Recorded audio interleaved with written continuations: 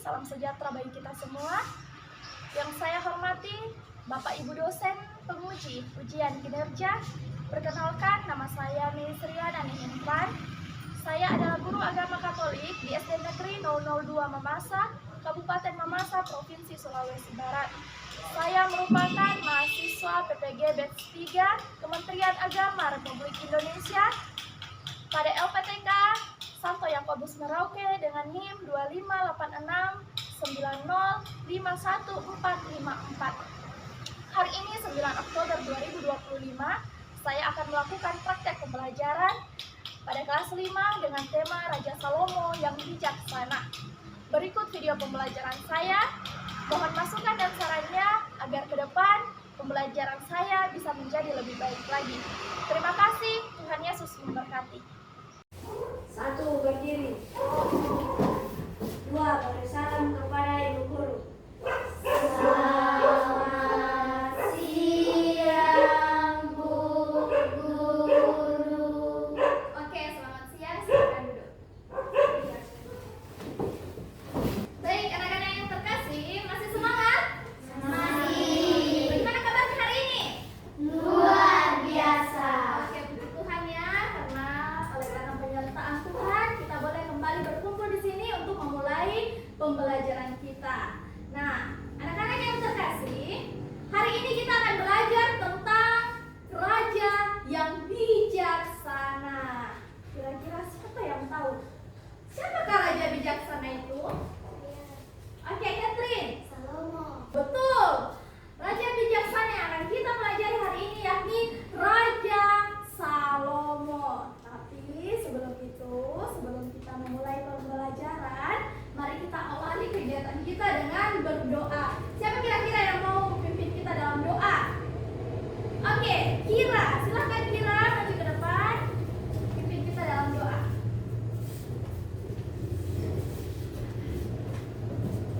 Mari kita berdoa. Tuhan Yesus, kami mau belajar. Kami. Tuhan Yesus, berdoa kepada Yesus. Kami berdoa. Amin. Amin. Oke, terima kasih Kira. Sebelum lanjut, Ibu mau absen kalian terlebih dahulu ya. Oke, dengarkan namanya baik-baik ya.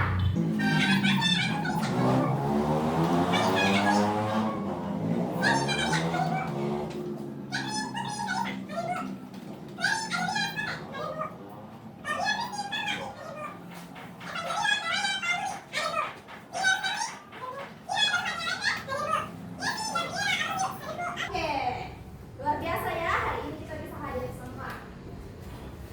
Hari ini ya, Ibu Guru mau mengajak kalian untuk mengingat kembali pelajaran kita minggu lalu. Ya, siapa yang kira-kira masih ingat apa yang kita pelajari minggu lalu? Dan Apa? pemimpin. Daud sang pemimpin. Oke, semuanya. Apa yang kita pelajari minggu lalu? Daud sang pemimpin. Daud sang pemimpin. Kita melihat bagaimana Raja Daud dipilih oleh Tuhan. Raja Daud dipilih oleh Tuhan. Dan Raja Daud merupakan raja yang pemberani serta taat pada perintah Tuhan. Setelah Raja Daud menjadi raja bagi bangsa Israel, memimpin bangsa Israel, muncullah anaknya yang bernama Salomo. Anaknya yang bernama Salomo. Salomo juga ini dipilih oleh Tuhan untuk menjadi pemimpin, menjadi raja. Akan tetapi berbeda dengan Raja Daud, Daud ini dikenal sebagai raja yang pemberani. Tapi Raja Salomo dikenal dengan Raja Salomo dikenal karena kebijaksanaannya, ya. Nah, di sini dalam pembelajaran ini kita akan melihat bagaimana Raja Salomo ini meminta hikmat atau meminta kebijaksanaan kepada Tuhan, dan bagaimana kebijaksanaannya itu membawa kedamaian bagi bangsanya. Nah,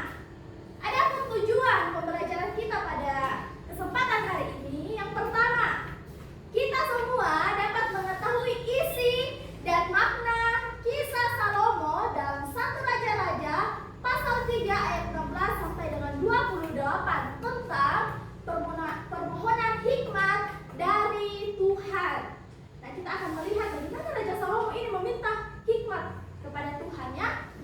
Kemudian yang kedua, kita mampu memahami hikmat sejati berasal dari Tuhan dan diwujudkan dalam keputusan yang adil, keputusan yang benar dan penuh kasih. Lalu yang ketiga, menunjukkan sikap rendah hati dengan mengandalkan Tuhan dalam mengambil keputusan sehari-hari. Lalu yang ketiga, meneladani sikap bijaksana Raja Salomo dalam kehidupan nyata seperti sikap, ayo baca, sikap adil, jujur, dan menghargai sesama. Oke, lalu yang terakhir, bekerja sama secara aktif dalam kelompok untuk mendiskusikan dan menemukan makna hikmat Tuhan bagi kehidupan kita. Ya, jadi nanti akan ada pembagian kelompok dan nanti akan berdiskusi bersama dalam kelompok ya. Oke, silahkan kita berdiri dulu. Kita bernyanyi lagu Salomo ya.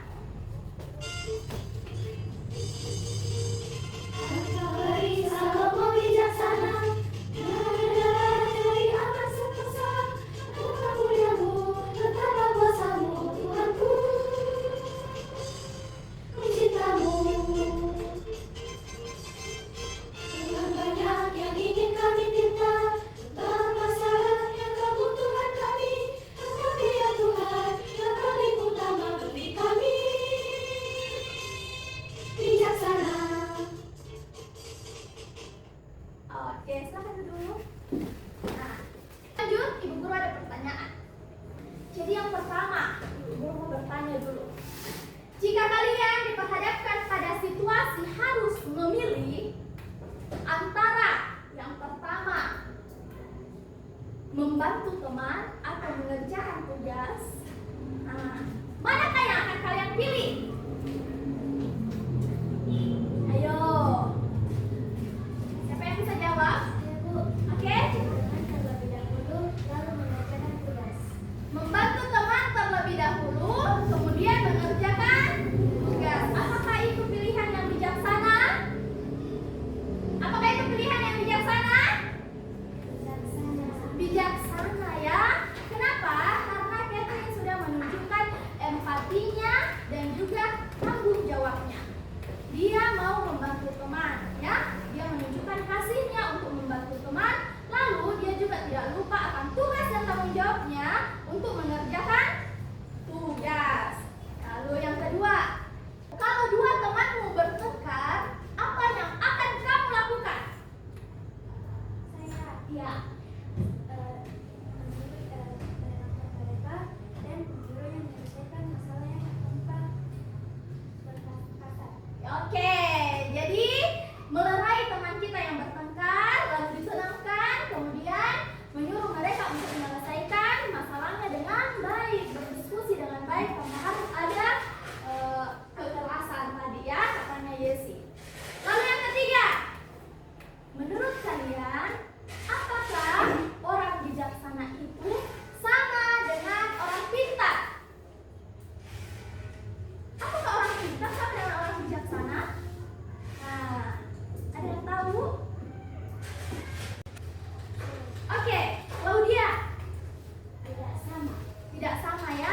Apa alasannya Claudia? Karena orang pintar untuk memikirkan sesuatu atau pengetahuan, tetapi orang yang bijaksana pintar untuk menentukan sesuatu atau memikirkan sesuatu. Ya, dengan baik. Iya, betul. Jadi beda ya antara orang pintar dan orang bijaksana. Orang pintar mungkin punya pengetahuan yang luas, tetapi orang bijaksana punya pengetahuan, tapi dia mampu menggunakan pengetahuannya itu dengan hati, menggunakan pengetahuannya itu dengan tepat sesuai dengan kehendak Tuhan ya. Sebelum lebih lanjut kita belajar ya. Nah, sekarang Ibu mau punya tes kalian. Bagaimana kalian bisa berpikir dan mengambil keputusan dalam berbagai situasi? Nah, tenang, ini bukan ujian ya. Nah, sekarang kita akan masuk di dalam permainan. Nama permainannya adalah kotak bijaksana. Ya, untuk memulai permainan, kita awali dulu dengan ice breaking, tepuk fokus. Masih ada yang ingat tepuk fokusnya? Masih. Silahkan berdiri dulu, kita tepuk fokus. Sebelum kita memulai permainan, kita tepuk fokus dulu. Tepuk fokus.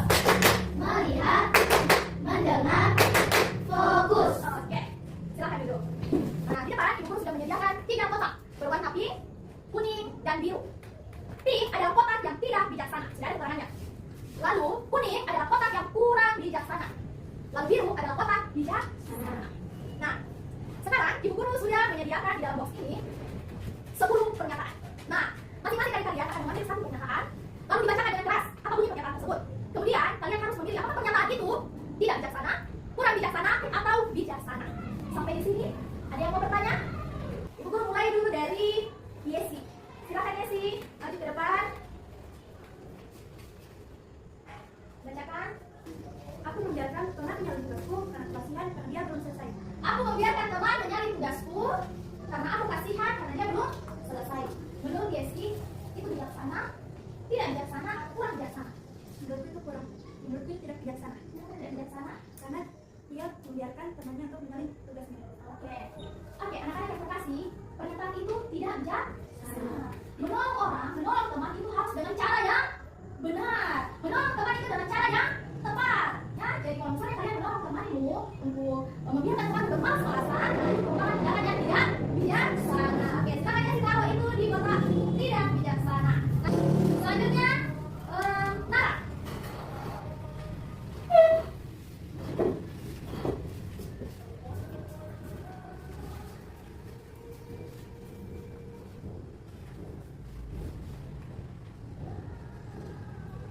Aku lebih memilih diam saat teman bertengkar supaya tidak ikut repot.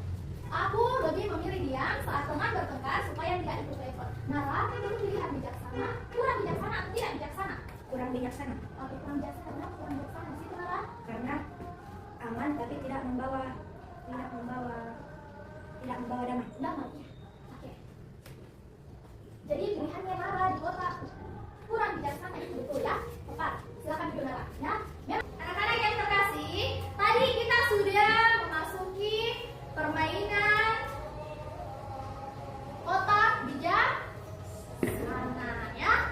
Nah, melalui permainan ini kita melihat bahwa kadang ada tindakan yang kelihatan baik, tetapi belum tentu benar di hadapan Tuhan. Caranya orang bijaksana tidak hanya menggunakan pikirannya, tidak hanya menggunakan otaknya, tetapi menggunakan hatinya. Nah, hari ini kita mau belajar seperti Raja Salomo, bagaimana dia mampu menggunakan pengetahuannya itu dengan baik, dengan bijaksana ya.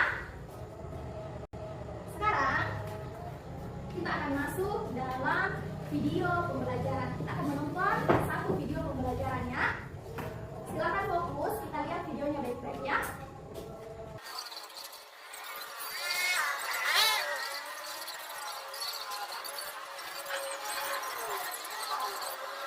Sekarang ibu guru mau bertanya kepada kalian ya.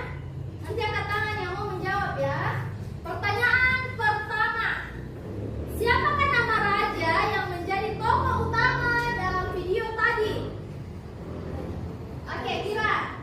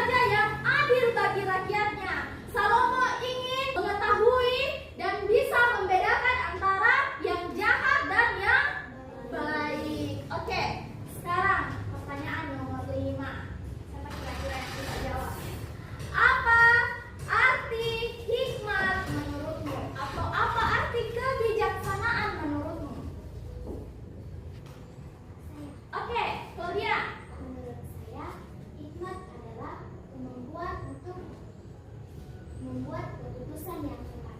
Oke. Hikmat itu kemampuan yang dimiliki seseorang untuk membuat keputusan yang benar sesuai dengan kehendak Tuhan. Betul sekali ya. Oke.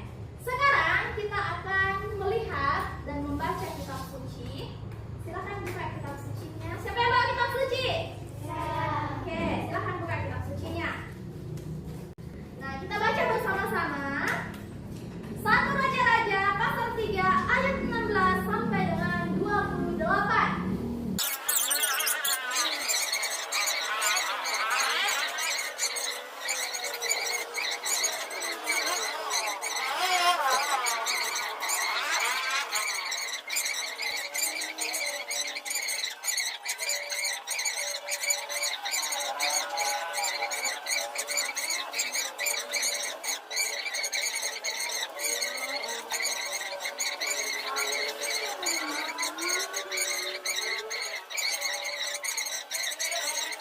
Oke, tadi kita sudah baca 1 Raja-Raja pasal 3 ayat 16 sampai dengan 28 ya.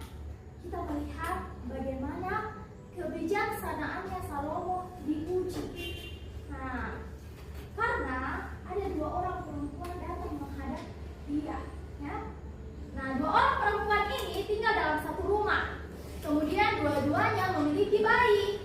Akan tetapi satu bayinya itu meninggal dan masih ada satu bayi yang hidup. Lalu kedua perempuan itu mengaku bahwa bayi itu adalah anaknya. Nah, pada saat itu tidak ada saksi, tidak ada bukti. Yang ada hanya kata-kata dari kedua perempuan itu. Nah, apa yang terjadi pada situasi itu? Apa yang dilakukan oleh Salomo? Raja Salomo tetap tenang, ya. Dia berusaha untuk tetap tenang dan mendengarkan kedua belah pihak antara ibu yang satu dan ibu yang lainnya. Lalu Raja Salomo berkata, apa yang dikatakan oleh Raja Salomo? Raja berkata, ambilkan aku pedang. Lalu dibawalah pedang ke depan raja. Kata raja, ambillah anak yang hidup itu menjadi 2 dan berikanlah setengah kepada yang satu dan yang setengah lagi kepada yang lain. Oke. Perempuan yang pertama setuju dengan tindakannya raja. Tapi perempuan yang lain tidak setuju, bahkan dia berteriak. Apa katanya? Jangan tuanku, berikan saja bayi itu kepadanya, asal jangan dibunuh. Nah, ada 2 respon yang kita lihat di sini ya. Dan melihat respon itu, Raja Salomo sudah bisa menentukan siapa ibu sebenarnya dari bayi tersebut. Raja Salomo melihat bahwa ibu yang sebenarnya adalah ibu yang tidak mau menyakiti anaknya. Dia merelakan anaknya diambil oleh orang lain, yang penting anaknya tidak dibunuh ya. Betul.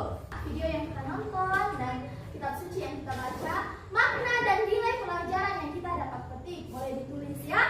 Yang pertama, hikmat adalah anugerah Tuhan.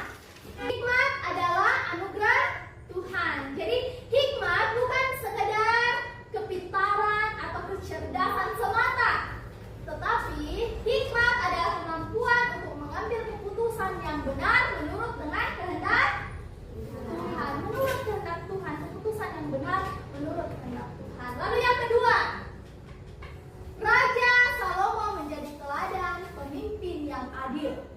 Kita melihat ya, Raja Salomo tidak tergesa-gesa dalam mengambil keputusan. Ia mendengar dengan baik, mendengar kedua belah pihak, ya, kedua perempuan itu, lalu bermenung, menimbang dengan hati yang jernih.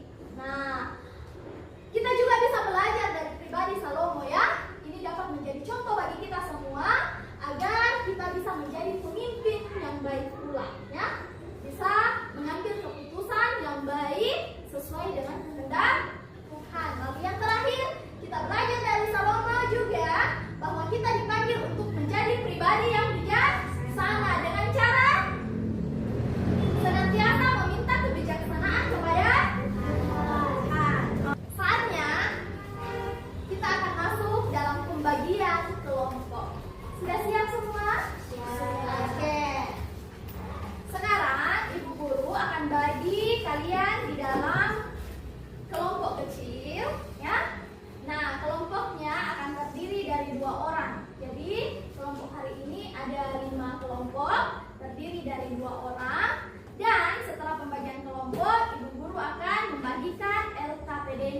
lembar kerjanya.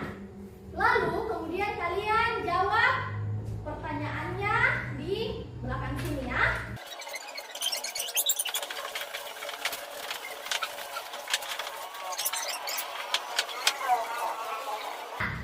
Bacalah kembali kisah 1 Raja-Raja pasal 3 ayat 16 sampai dengan 28 dan ingat kembali isi video Superbook yang telah kita nonton bersama. Lalu yang kedua, diskusikan setiap pertanyaan yang sudah disediakan dalam lembar kerjanya. Lalu yang ketiga, tuliskan jawaban hasil diskusi kalian pada kolom yang sudah disediakan. Lalu yang terakhir, kelompok akan mempresentasikan hasil diskusi di depan kelas. Silakan.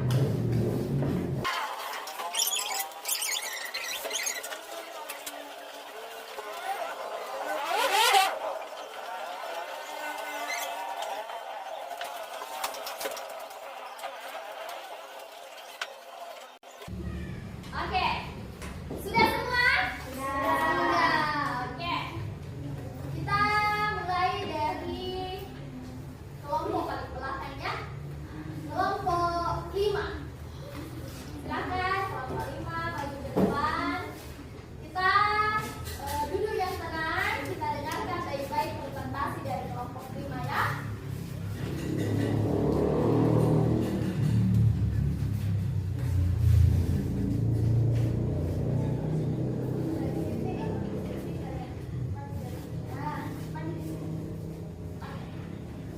Nomor 1.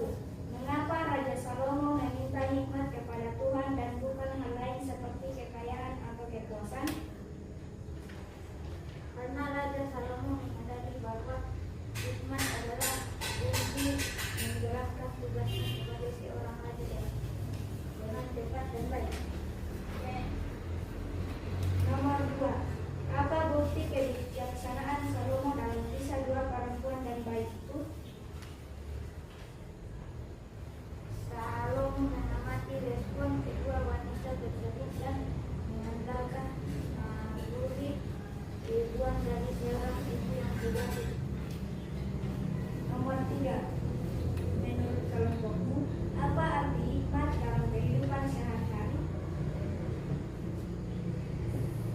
Takut akan Tuhan. Nomor 5. Jika kamu menjadi Salomo dan menghadapi masalah sulit, apa yang akan kamu lakukan agar keputusanmu sesuai kehendak Tuhan? Merendahkan diri dan memohon hikmat dari Tuhan, mempelajari dan merenungkan firman Tuhan. Nomor 6. Tuliskan pesan moral atau pelajaran yang kamu dapatkan dari kisah Salomo hari ini. Pentingnya kebijaksanaan dan kerendahan hati. Oke, kita beri tepuk tangan dulu buat kelompok 5. Akhir, kelompok berapa? Kelompok 4, silakan maju kelompok 4.